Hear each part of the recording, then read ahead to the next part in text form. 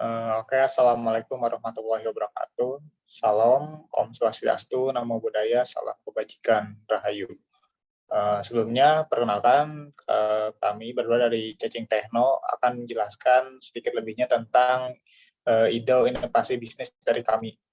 Yang dimana apa sih itu Cacing Techno? Apa sih itu ide inovasi kita? Yaitu ialah suatu wadah untuk mengelola dan memanfaatkan sampah organik yang seluruhnya dilakukan oleh cacing tanah atau dalam bahasa ilmiahnya Lumbrecus luberius, dan juga memanfaatkan cacing tanahnya sendiri yang nantinya akan diolah dan menghasilkan produk-produk yang bernilai ekonomis. Jadi secara garis besarnya kita adalah pembudidaya cacing tanah seperti itu. Mungkin yang selanjutnya ada tujuan apa sih dari tujuan perusahaan kita, inovasi bisnis kita ini. Ide inovasi bisnis kita ini terfokus pada bisnis sekaligus pengolahan 3R. 3R sampah, yang dimana 3R ini sekaligus melakukan budidaya cacing bersama mitra-mitra yang ada untuk meningkatkan produksi. Nah, untuk tujuan ini tercapai juga kita ada visi misinya. Untuk visinya itu ialah menjadi perusahaan cacing yang unggul, berkualitas dan terpercaya, sekaligus menjadi solusi atas permasalahan-permasalahan sampah organik di Indonesia sekarang. Nah, jadi perusahaan kita itu lebih kepada sampah-sampah organik, bukan anorganik. Jadi kita yang mudah terurai karena diuraikan juga oleh cacing secara langsung gitu.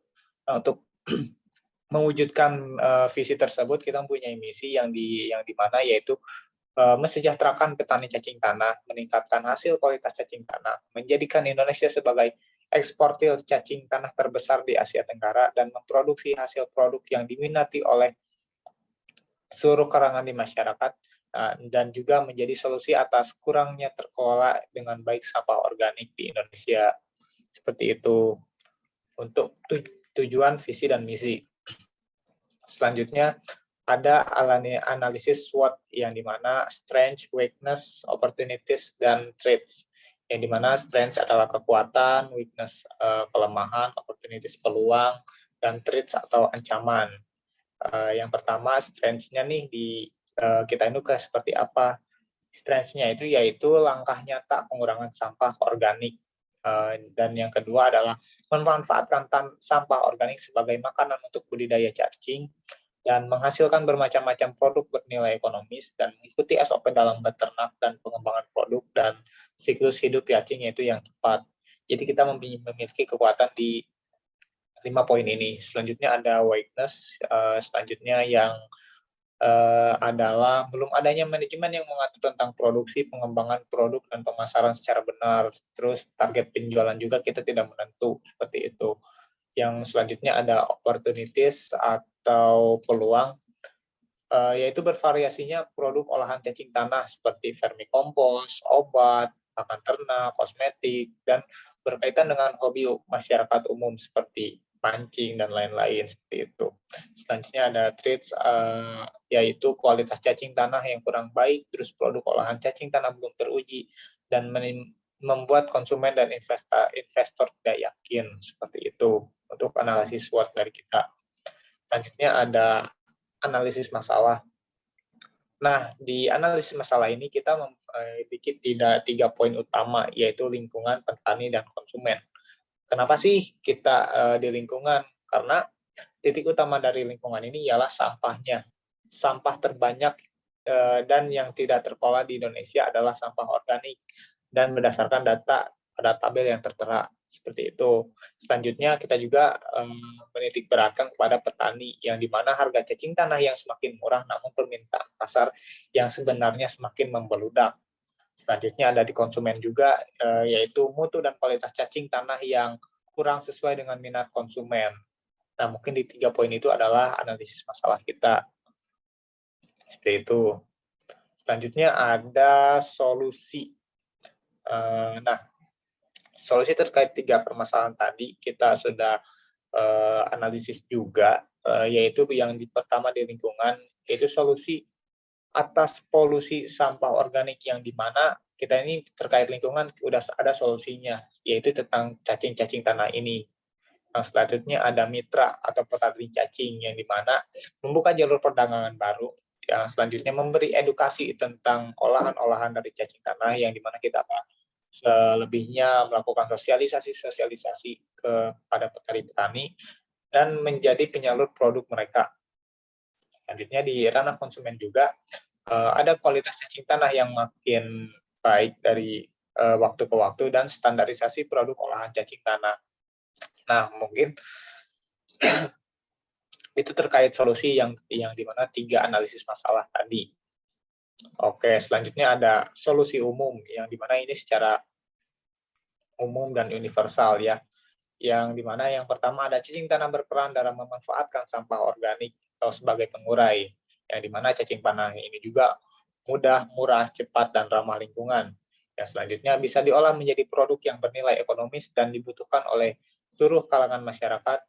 Dan yang jarang kita sadari juga bahwa budidaya cacing ini keuntungannya itu berlipat dengan modal yang minim.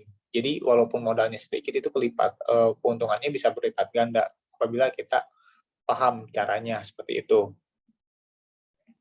Selanjutnya ada target pasar yang dimana target pasar kita ini ada dua poin utama, yaitu masyarakat luar negeri yang dimana kita melakukan ekspor cacing tanah, dan selanjutnya ada seluruh kalangan masyarakat Indonesia.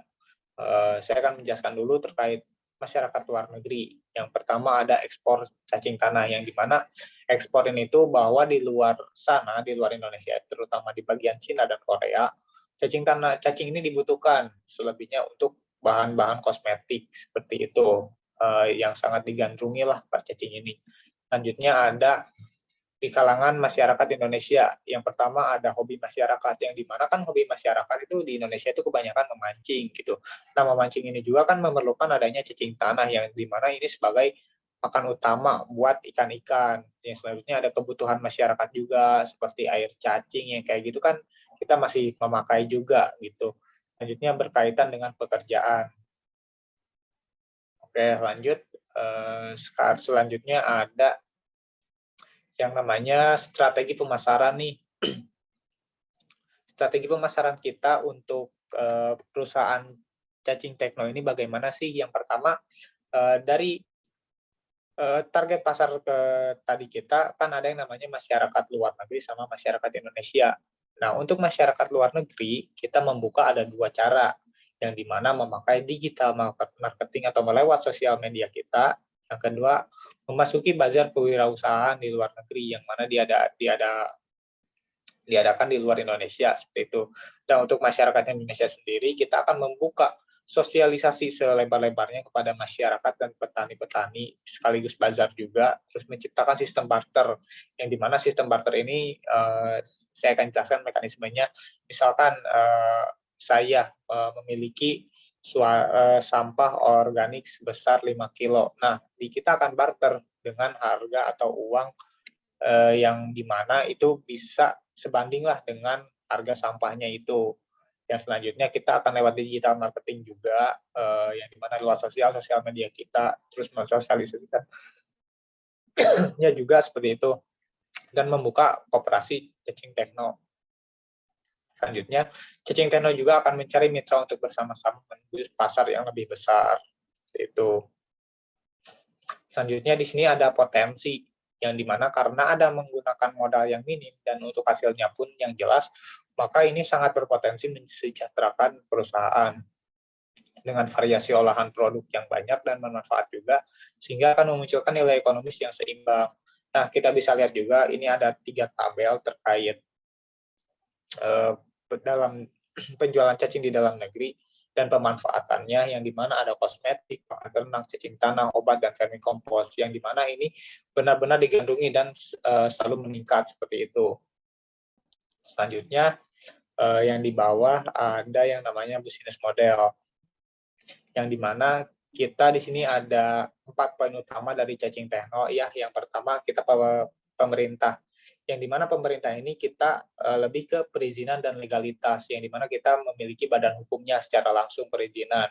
Yang selanjutnya ada ekspor ke luar negeri, dan ada mitra cacing juga, atau cacing mitra petani-petani cacing, yang dimana kita akan bekerja sama berdistribusikan cacing untuk diolah dan untuk diekspor juga. Selanjutnya ada koperasi cacing techno, yang dimana kita hasil olahan kita di cacing techno ini akan diberikan kepada koperasi cacing techno, yang di mana ini akan menyalurkan ke tempat-tempat terkait seperti toko pertanian atau peternakan, toko hewan hias, yang di mana ada ikan, burung, dan lain-lain, dan klinik dan rumah sakit. Ini untuk bisnis model kita yang sudah tergambar lah untuk sekarang. Selanjutnya ada produk hasil olahan cacing tanah, yang di mana ada vermikompos. Vermikompos ini jadi mengandung unsur hara yang lengkap, baik unsur makro dan unsur mikro yang berguna bagi pertumbuhan tanaman. Mengandung unsur hara nitrogen yang dapat mengurangi penggunaan pupuk sintetis.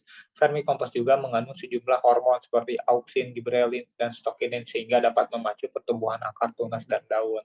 Jadi itu benar seperti pemanfaatan yang sangat baik juga dari cacing-cacing tanah ini, yang dimana ini bagus buat pertumbuhan akar pada pohon, seperti itu.